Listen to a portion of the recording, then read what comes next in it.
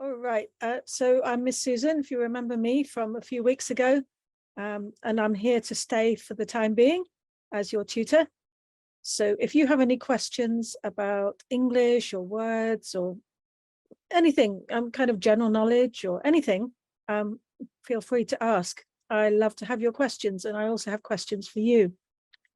So without further ado, we're looking at editing and comprehension and current affairs today. So let's make sure we can get everything in. And let's take a look at your editing. So as usual in editing, looking at the different lines and an opportunity for you to read aloud. So Unluck, could I have you read, please? Which one? All of it, please. All of it. Yes, thank you. In the night, the man was wakened by the muted patter of rain on the mattress over the door above them. He thought it might be raining pretty hard for him to hear it. He got up with the flashlight and climbed the stairs. He raised the hatch and played the light across the yard. He found the yard already flooded and the rain was slashing down. He closed the hatch. Water had leaked in and dripped down the stairs, but he thought the bunker itself seemed pretty watertight. He then went about the boy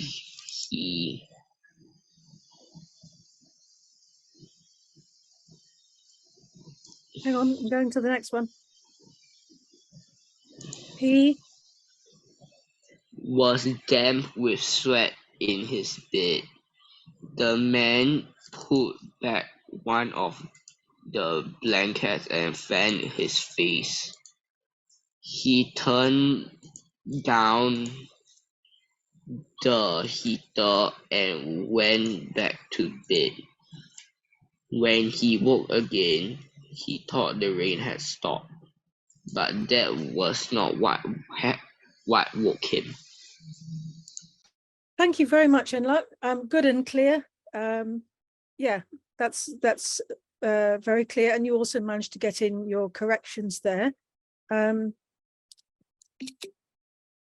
So were you doing it were you editing as you were speaking? Is that it? You were looking for the mistakes as you were speaking?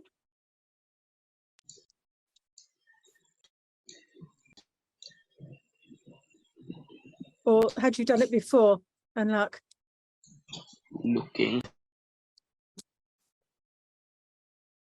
You were looking and editing at the same time, because I find this exercise, when you read it aloud, you pick up the mistakes more easily if you read it aloud. So well done. Okay, I just want to clear these little marks here.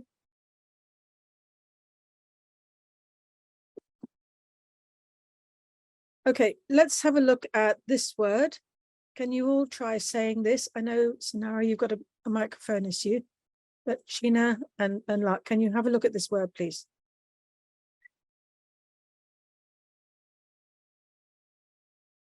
What is this word? Thought. Thought. Say it again, Sheena. Thought. Okay. Look at Sheena's mouth. When she does that, she goes, so the tongue is in between her teeth and she makes the TH sound correctly. If you don't make this sound, what are you saying instead? If you don't put the tongue in between your lips, what do you say? Thought. Taught, yes, which is TAUGHT. So it's a whole different thing. So you want to be able to tell the difference between taught and thought. Taught and thought. And my tablet's still not working, so I'm going to write in the chat for you and make you think about this. Okay, so when we have TH, this is one of the most challenging sounds that there is in English to pronounce because it's definitely not in mother tongue. So it requires a little bit of effort. You need to stand in front of a mirror and make sure that you see the tip of your tongue between your teeth when you blow air across your tongue through and between your teeth. This can be really irritating to anybody nearby. So try to do it when nobody's around you. Otherwise, they will accuse you of being irritating. Thought. And Lark, let's hear you. Thought. Th. Thought. Okay, let's see your mouth. I can only see your, oh, right. I can't see your mouth. You have to stand up. I'm trying to help you. Okay, yeah, because you've got fantastic teeth, so your tongue is still behind there. Thought. Let's see your tongue. I'm sorry, it's very rude, but I want to see your tongue. Thought. No, just say th. Yeah, yes, stick your tongue out. Don't be shy. Sheena's not shy to do it. Sonara practice as well. Okay, all right, you've really got to work on this. Later on, I'll send you a YouTube video to help you practice this. Okay, so this is really important. You know, when you want to go and apply for a job and you can say the TH sound correctly, you sound educated. Okay, and then there are lots of other words that are awkward if you can't say that sound. For example, tank and thank. If you say thank you, thanking them for a tank or what? So make sure that you can practice this one, and I'll keep working on that with you. Great, thank you very much. All right, so we've got the correct answers here, of course, and you know the answers here. That's clear. But let's talk about the story itself. Have you ever been in this kind of situation where it was raining really hard and you had to do something in the rain? Sheena, can you share?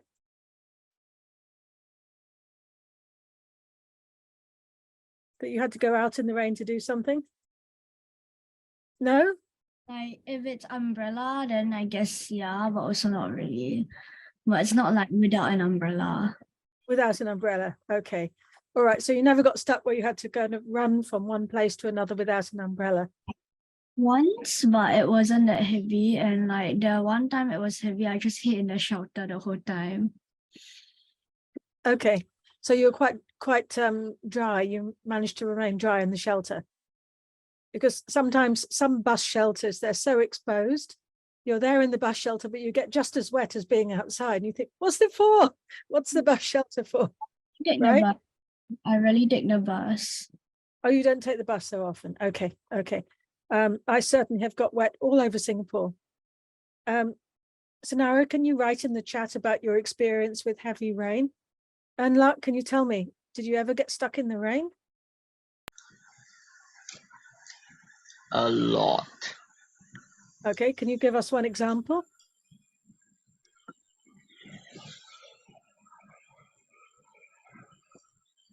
No.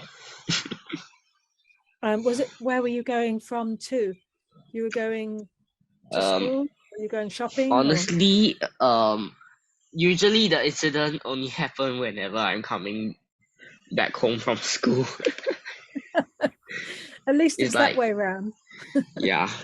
If it is going to school, it have been much worse. Much worse, very miserable. Sit in wet clothes the whole day. Yeah, yucks. Okay, great, thank you. So my Singapore friends told me that if you go in the rain, you will get sick. Is it true? Do you think? Not necessarily true, but there are chances of it happening because you see, the actual reason why you are getting sick from the rain is because your body is feeling cold. Maybe it's like after you got drenched in the rain, you enter aircon or something. Yeah. I like your scientific explanation.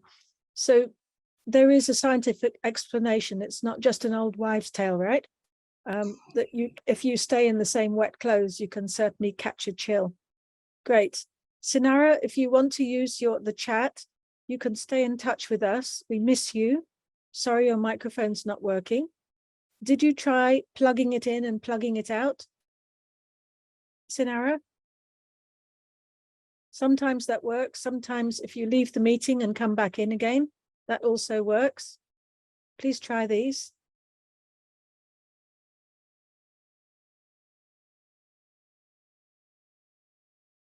Okay, you just have a try and stay in touch with us on the chat, please.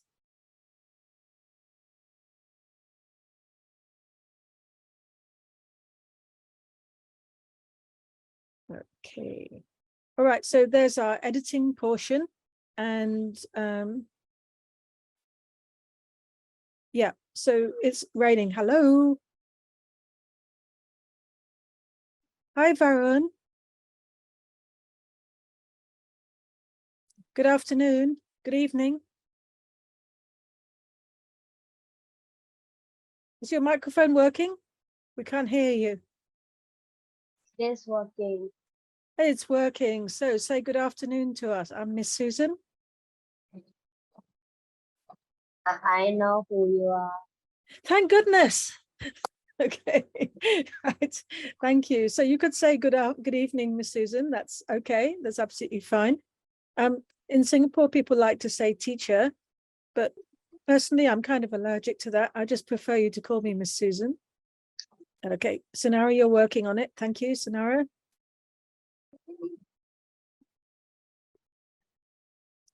Okay, so Varun, you've missed the first part here. We're now on to the comprehension part. Here we go, and everyone gets a chance at reading, except that Sinara's still working on fixing her microphone. So I'm going to ask Sheena to start, please. Sheena, could you read this slide for us? Thank you.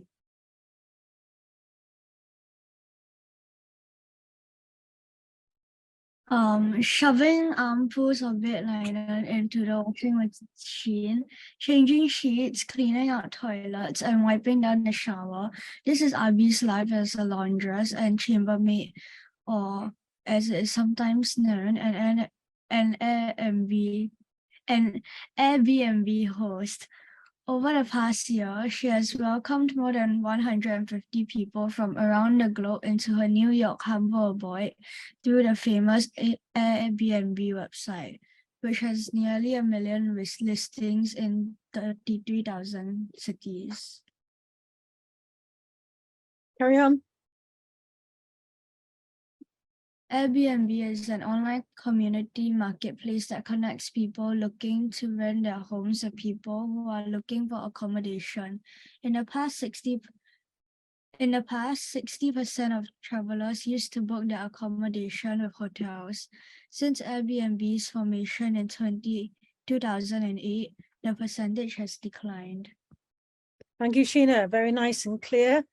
This word ABODE is abode. Abode. Abode. Can you say it? Abode. Yeah, that's nice and clear. Thank you very much. You also say Airbnb correctly.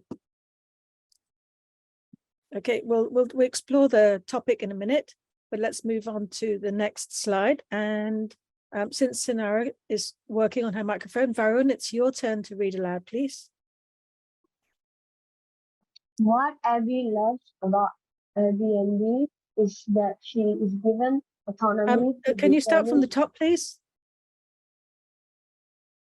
Right. Over the years. Over the years, Airbnb has grown to become the largest accommodation provider in the world. Although ironically, the company owns no accommodation itself. In 2015, Airbnb raised 1.5 billion funds and brought the value of the company to about $35.5 billion. What Abby loves about Airbnb is that she is given autonomy to determine how much charge a guest based on a nightly, weekly, or monthly fee.